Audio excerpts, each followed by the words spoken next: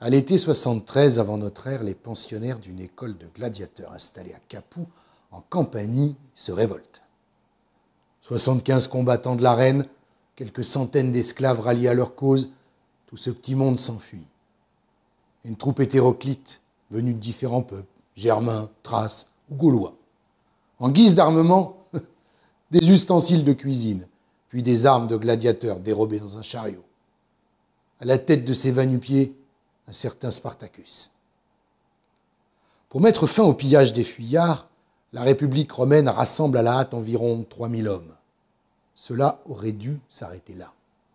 Et c'est pourtant là que tout va commencer. Pris à revers sur les pentes du Vésuve, les légionnaires romains sont battus. Ceux qui ne sont pas tués prennent leurs jambes à leur cou et leur camp est détruit. Une défaite retentissante. Une humiliation pour la République. Un camouflet pour Rome.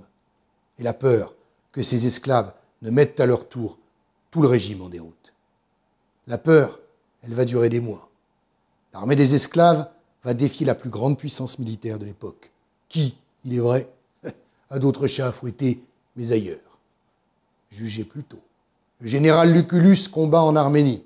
Le préteur Marcus Antonius lutte contre les pirates qui écument la Méditerranée. Sertorius, lui, fait sécession en Espagne. Bref, la situation est favorable, très favorable, aux esclaves rebelles qui, pendant des mois, ne vont pas cesser d'enrôler, et ce jusqu'à la bataille finale. Bataille, un massacre, oui, des insurgés par des Romains qui veulent à tout prix faire un exemple, ne serait-ce que pour éviter à d'autres esclaves l'idée de recommencer. Victoire sanglante, donc, et pourtant. 2000 ans plus tard, les communistes allemands du début du XXe siècle se revendiqueront de Spartacus. Un Spartacus des spartakistes.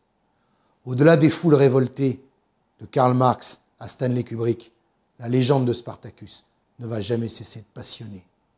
Et quand on rentre dans cette histoire-là, croyez-moi, on comprend pourquoi. Spartacus, l'esclave qui fait trembler Rome, un numéro spécial d'Historia à découvrir dès maintenant.